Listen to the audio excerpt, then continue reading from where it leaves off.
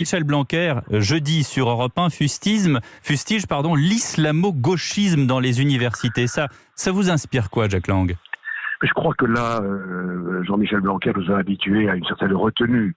Je pense qu'il s'est laissé un peu emporter, parce que donner à penser que l'islamisme radical aurait envahi les universités est une contre-vérité. Les présidents d'université ont réagi avec vigueur.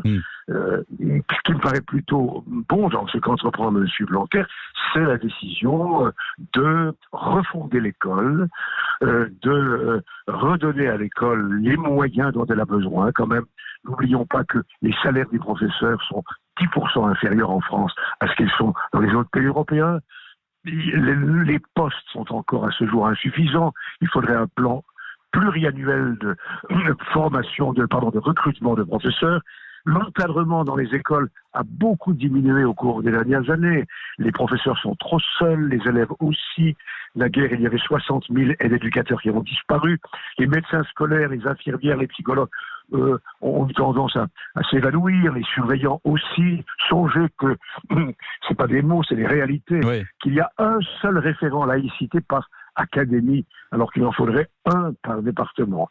De même, il faut s'attaquer, c'est un, je crois, des sujets que le ministre veut aborder, la formation des maîtres, qui depuis 20 ans est très maltraitée. Parce que trop théorique. Elle est beaucoup trop théorique. La formation initiale. Il faut créer de véritables écoles professionnelles.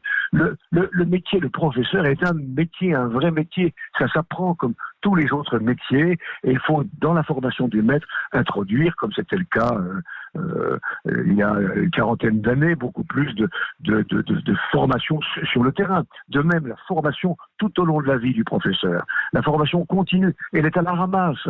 Or, les choses changent, les mentalités évoluent, et je pense que dans le Grenelle envisagé par le ministre, il faut absolument que la formation soit un des points clés. Et puis, par ailleurs, je pense que c'est l'occasion, disons. Oui. Moi, je suis quelqu'un d'optimiste.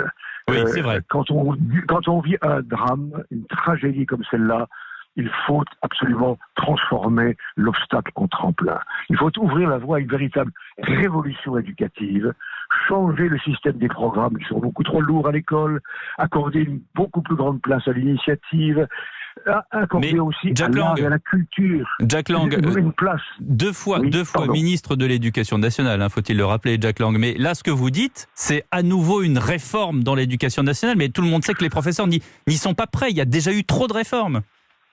Ce n'est pas tout à fait vrai. D'abord, il y a eu des changements. Dieu merci, je dirais, depuis la libération, il y a eu des changements. On n'en serait pas là aujourd'hui avec un système d'éducation qui est tout de même globalement bon. S'il n'y avait pas eu des réformes, certes, il y a eu parfois des secousses, mais on peut réformer sans mettre l'école à feu et à sang. Il faut le faire en donnant la parole aux professeurs. Et si j'ai bien compris, c'est ce que souhaite faire le gouvernement, et il a raison. Je pense que, en particulier, il faut redéfinir l'idéal éducatif, accorder à la culture et à l'art une place aussi importante que celle qu'on accorde aux mathématiques ou à la lecture. Et puis enfin, je crois qu'il faudrait reconstituer un grand ministère de l'Éducation nationale qui a disparu depuis 20 ans. Sous François Mitterrand, vous l'évoquiez tout à l'heure, moi j'ai été ministre de l'Éducation, c'était à la fois l'enseignement scolaire et l'enseignement supérieur.